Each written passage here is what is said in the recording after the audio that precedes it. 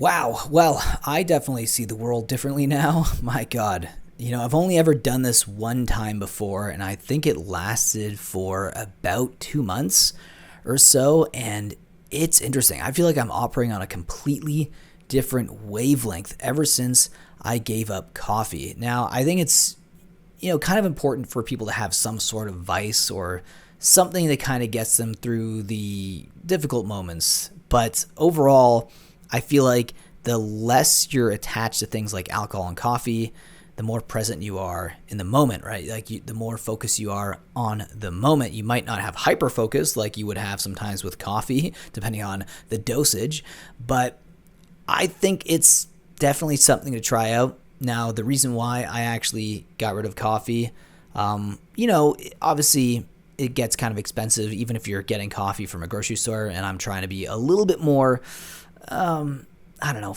finance literate, I guess you could say, or just cognizant of the way I'm spending my money. And that's why I've basically cut off, any place like a McDonald's, a Starbucks, or anything like that for getting my coffees, even though dollar drink days is a thing here in Canada and it is relatively inexpensive. I just think it's a vice that I'm trying to at least eliminate for now and just kind of see how things shape out after this, because I've noticed some interesting changes. It's been only about a week and a half so far, and the main reason why it started was I kind of automatically had a palate cleanser and the form of food poisoning, which is never fun.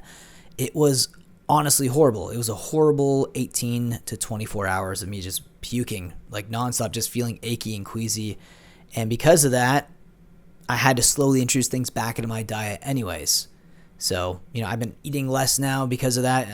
I'm still like getting all my taste buds up to date right now when it comes to foods, because, like there's certain things that I just don't have a palate for anymore. And coffee it was weird because I just didn't want to engage with the day the next day, right? You're feeling exhausted from puking and, just feeling horrible. And I didn't want to have a bunch of energy. I wanted to sit down, relax, rest, get my strength back. And I feel like coffee was not going to do that. It's not actually going to help me. So, that was like 2 days, and this wasn't intentional. But then on the third day, I was like, I've done this before. I've gotten rid of coffee and I was functioning fine. So why don't we give this another go?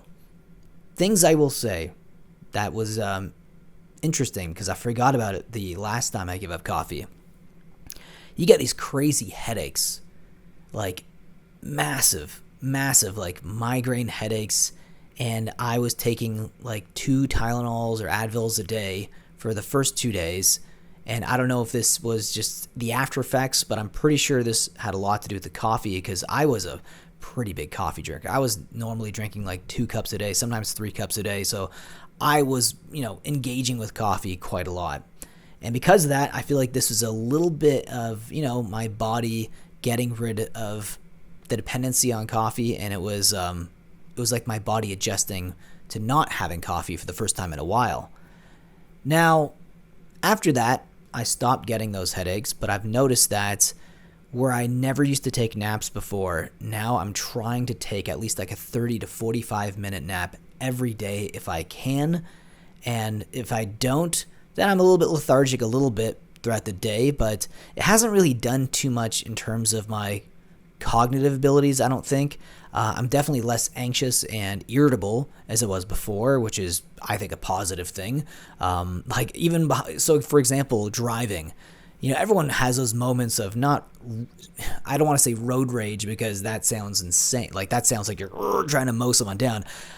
Just those little moments that irritate you when you're driving.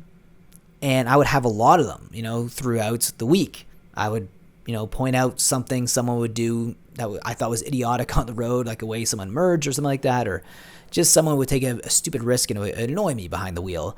Now I'm just kind of like, whatever.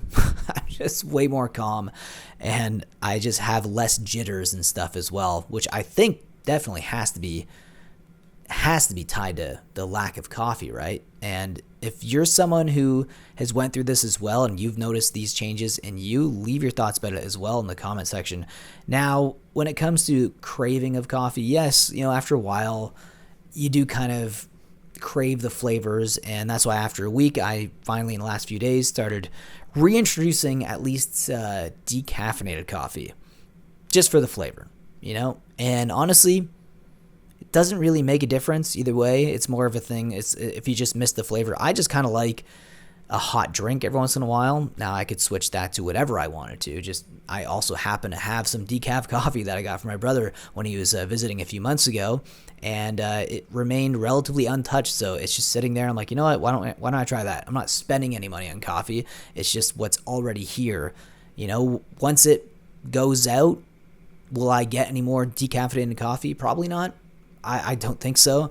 But I just like a hot drink every once in a while, and I know it's the summertime. Usually that's kind of counterintuitive, but it's kind of like a ritual, right? And I think that's one of the hardest things about giving up things like coffee or alcohol. It's the ritualistic aspect of it.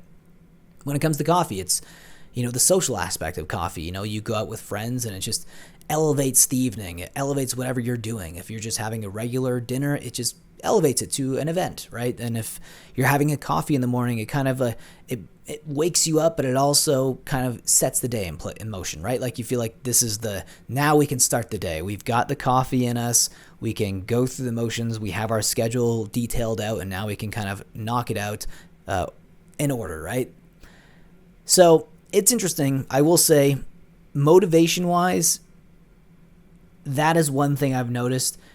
It's only been like a week and a half, mind you, though, right? But I've done this before. My motivation is a little lacking, and I don't know if it's a good and bad thing at the same time. I mean, like, why are we super motivated anyways?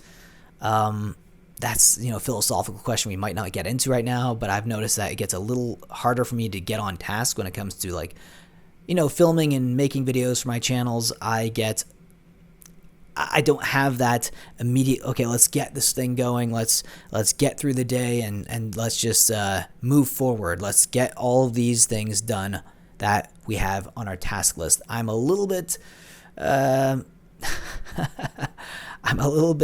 slower to get to those than normal, and maybe that's just because my brain is still adjusting to being off coffee. But I want to try this for at least a month and then see where it goes. I'm not saying I'm going to get rid of coffee for good. I just want to try this out for now. I've done this before with alcohol, and right now I'm also trying to cleanse myself off of alcohol as well, and I can talk about that maybe in a future video, but that's definitely led to some interesting developments as well. But coffee, in some ways, it's almost more of a powerful drug than alcohol, and I definitely think I drink more coffee than I do alcohol. So there's something to be said there, and maybe there is something to be said about the overconsumption of coffee in today's day and age as well, especially in Western countries.